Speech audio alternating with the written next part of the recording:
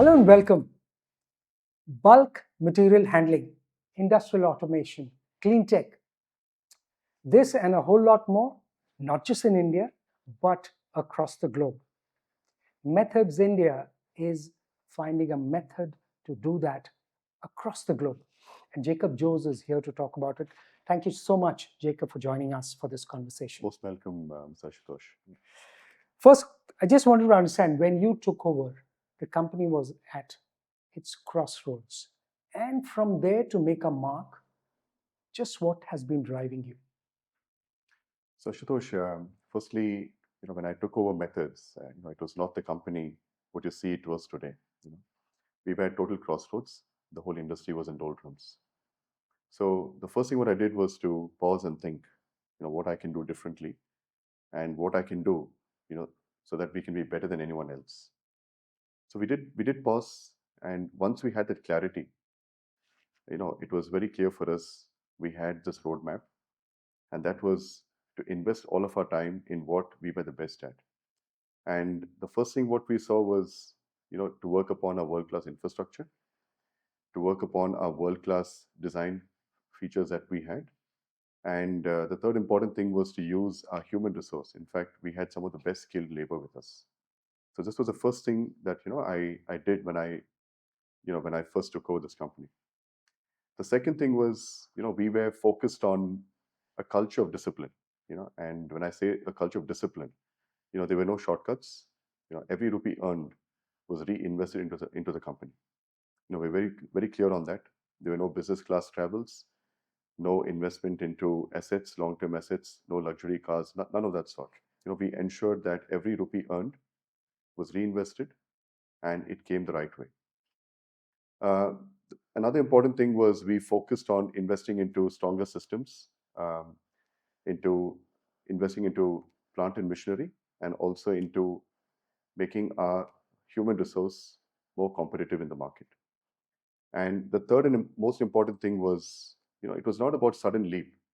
We took it step by step. So every project we did, we ensured we completed it on time. We ensured every project that we executed was done satisfactorily. Every client was retained. And in the process, we are what we are today.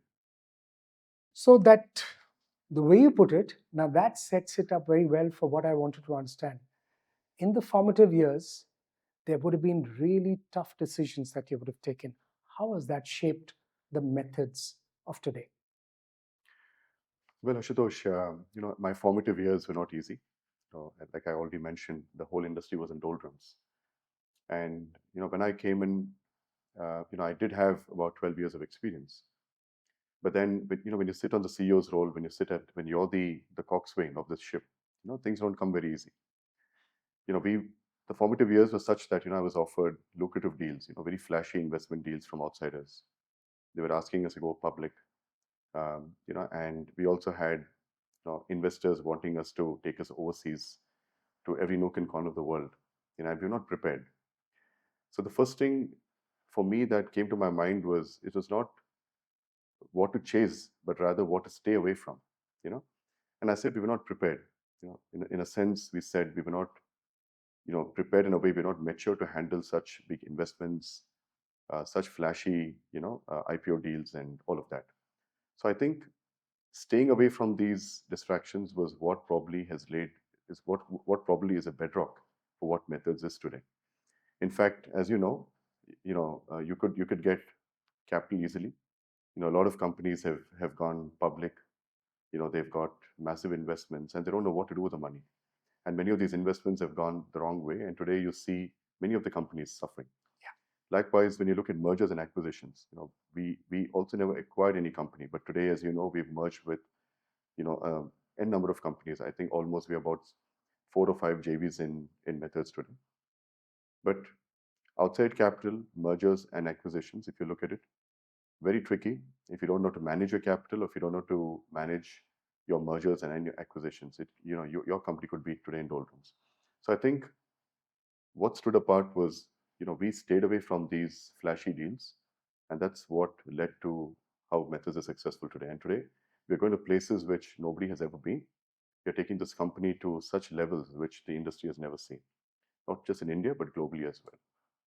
So, just to reconfirm, single minded focus on execution and making sure you meet the target in time and staying away from external capital or some of those flashy things, as you mentioned, that has helped. It has helped us in a long way. Today, we've been known as, I wouldn't say on time, but at least in terms of reliability, I think Methods is a name, is a go-to name in this country, and not just in this country. If you look at sugar, if you look at some of the paper and pulp, some of these industries, I think world over, we've been renowned as the most reliable manufacturing company. Me to the question about your own style. You said that you joined the company, stepped into this role with 12 years experience. What helped you put your stamp of authority in the operations in the company? Okay, Ashutosh, so when I joined this industry, I was barely 19 years of age. I was close to 20, and I came in young, and the first thing that I did was I worked in every nook and corner, and I had the flair for engineering. That was something which is unseen in this industry. So I probably worked in every lathe machine in this factory. I've worked on every welding machine, and that's something which gave me a lot of experience. Not just that, people knew that I didn't come with a silver spoon. Again, industry in doldrums. So people saw me trying to make a way into the industry. People saw me trying to forge myself as somebody who can be taken very seriously. And the bedrock for this was my father's affirmations. My father always believed in affirmations, which I've actually written a book called Words of Affirmation. And many of these affirmations today have been helping a lot of people across the world. So what I did was I penned 10 of these affirmations in my book, and very inspiring. And every time I have a problem, I just go back and look at these affirmations. And that has been something which has been very inspirational for this industry. And 12 years later, when I took over this company, it was what I learned from my father was being grounded, especially in your values. In a way, my father always mentioned, there are the three H's, which is honesty, humility, and hard work. And he said, you don't have any shortcuts to honesty, your humility, and your hard work. And I said, if you can be consistent in these, you could be successful. And that was how I could actually bring Methods to what it is today. But look at the global scenario, the way the industry has intense competition, margins are not the greatest. It's the execution there where you have to excel. How did you stand up to them? How did you make sure that Methods became that? Okay. So one area where we had the edge was reliability. So be it building a power plant in Africa, or a port handling system in India, or be it a steel plant conveying system in the Middle East, we've always stood apart. Um, what we've done is for every client, downtime is not an option, and that's where we come into play. Every customer knows, okay, the delays are imminent. I mean, you can't help, because in bespoke projects, you can't foresee everything. But when it came to Methods, they knew one thing, that we were reliable. Our equipments would run for ages, and they knew you put in a Method system, it would be guaranteed to run for 25 years. No downtime, just proper maintenance, and that would suffice. So I think the most important thing for us was our reliability, and that's what stood apart from major behemoths. So major EPC companies in India, I don't need to mention, and these companies could give you scale, but we could give you value, we could give you consistency, and we could give you reliability. That is something no company in India or globally could actually offer, and that's how we stood apart, and that's what we are today. So, Jacob, the reliability reminds me of Rahul Dravid, the wall for Indian cricket. Is that what you wanted to be like when you joined as the CEO and took over the role? So Ashutosh, when you talk of reliability, the wall Rahul Dravid, it sounds good, but then when it comes to reliability, I think it has to do more with players like Sachin Tendulkar, who played for over 2 decades in the industry. I think that's what reliability means for Methods, and for our clients. So, like I said earlier, you just put in our systems, they run for 25 years. You don't have to look back.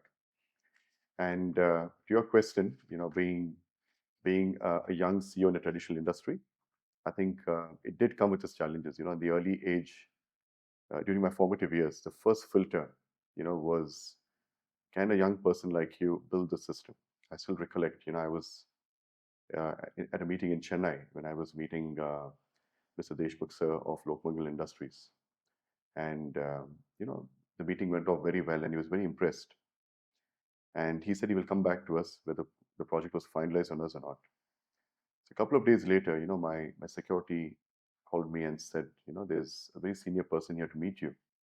When I, you know, took the phone and called up and to find out who it was, it was Mr. Deshmukh himself. He was at our gate. And the first thing he did was he came down to see if I was really capable of building what I had actually claimed that I could do. He came, saw our facility, was so humbled, and he just handed over a 10% check saying, go ahead, build it for me. We went on to build a system which was unparalleled in this country. It was the world's first triple-deck conveying system, never seen, never heard of in any part of the world. So, when it comes to young CEOs, words don't matter, performance does.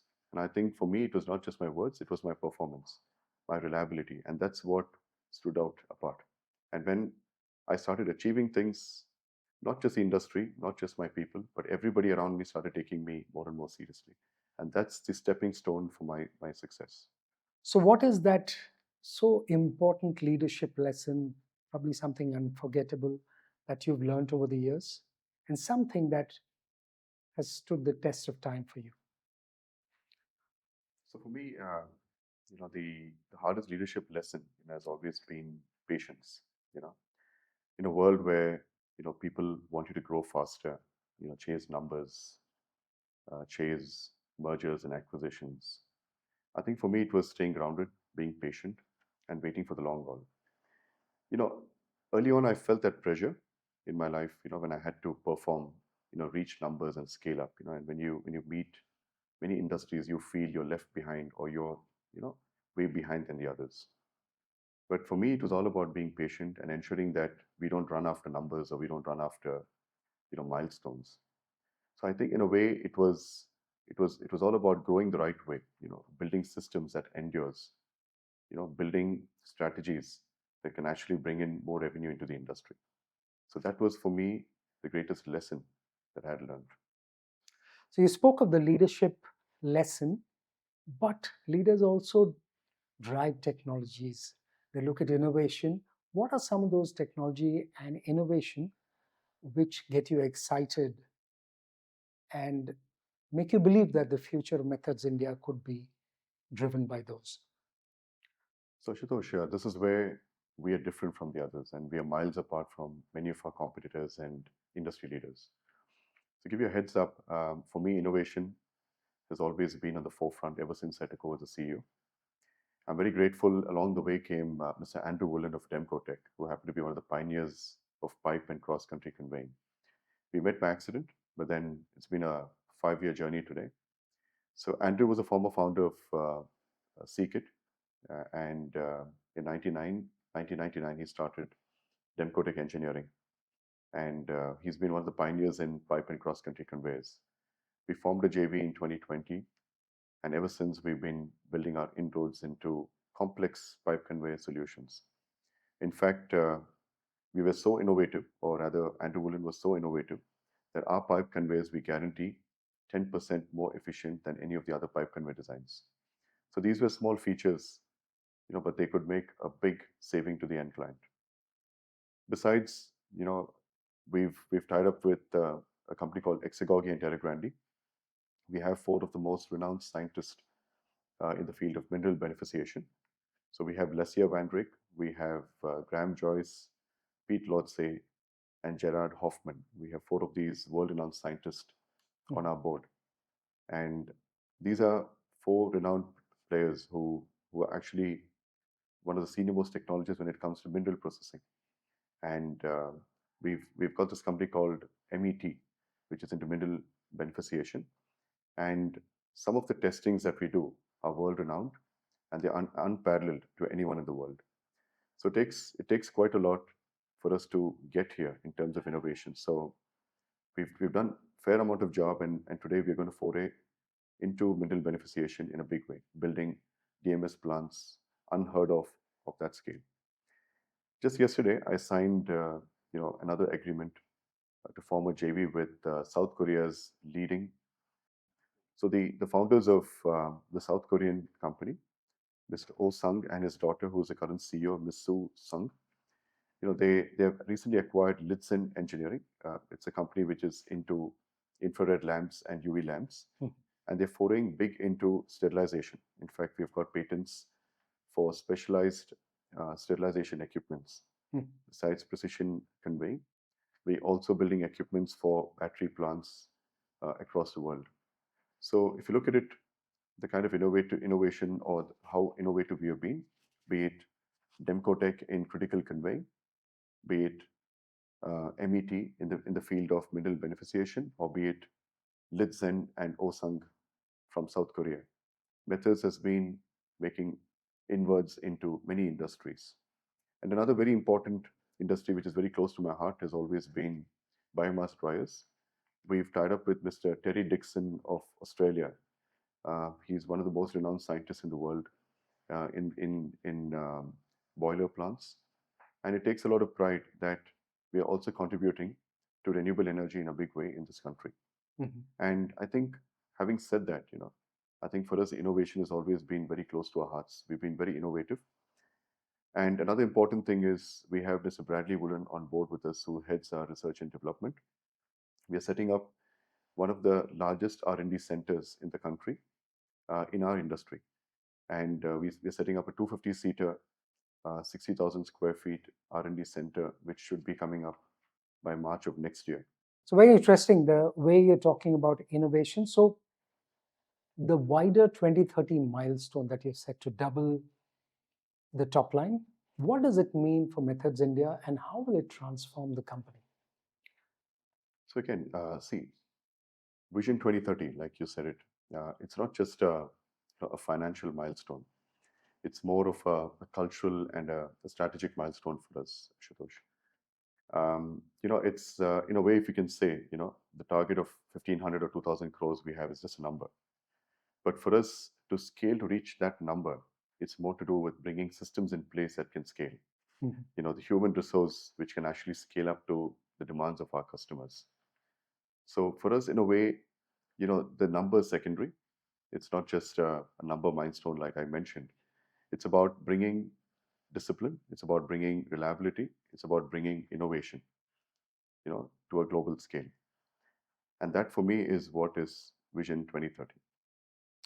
Okay, one thing that I missed out earlier, since you referred to it very briefly, you're a privately held company. What could be a plan for IPO if there is one? And second part, how would you to describe Methods India in possibly one sentence? Okay, so come to the IPO, like I mentioned earlier, during my formative years, I was offered, like I said, flashy deals, overseas partnerships, and especially this one partnership which literally wanted us to take us to every nook and corner of the world. But for me, outside capital, when you have outside capital, unless you have a market demand, what do you do with this capital? And our industry has been cyclic, and in case you don't know what to do with the capital, that's when you fumble upon and things don't go the right way. You've seen many IPOs which have been a disaster. In the material handling industry itself, you've seen some of the companies scaling up to a few thousand crores and then vanishing overnight. And we don't want to be in that place. Besides, like I said, mergers and acquisitions, we've been asked to merge with many global players. But then again, we have a certain culture, we have a certain discipline, which we don't want to part with. So very recently, we have been approached by a major Japanese manufacturer who wanted to acquire a major stake in Methods. And we asked them why Methods? You had a plethora of options across the world. And what they said was, you're a quiet sleeping giant. That's how they termed us. But as you know, we would like to be very unique, and we would like to have our cultural values in place. And I don't think a merger could help us to continue, our cultural values, which is part of our legacy. And we had to write it off. So for me, IPO is not our cup of tea. And coming to your next question, when you asked, let me just see a few notes that I've written. the future of methods in one sentence, as you asked me. So if you ask me the future of methods, like the Japanese said, a sleeping giant or a quiet sleeping giant. So methods is that quiet sleeping giant. Just trying to prove to that an Indian company can set global benchmarks in engineering through reliability, innovation. I think that's what, if you ask me to sum up methods in one sentence. I'd also like to understand about the Korean connection, the South Korean connection. How is it adding that edge to your execution capabilities?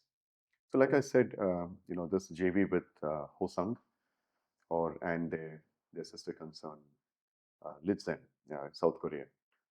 As you know, Samsung stands for 3 stars. When I was talking to the promoter, he said Osung stands for 5 stars. So he said we're going to be a 5-star rated company, especially in the field of infrared lamps, UV lamps.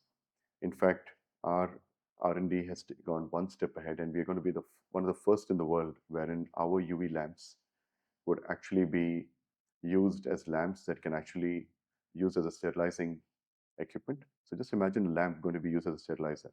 I mean, how often do you see this in the world? We're in the final stage of patenting this product. We're trying to work with some of the major global healthcare sectors or major healthcare companies in this field. And for me, I think it's personally a very big deal for us, contributing to the way we live in the world and for people around the world.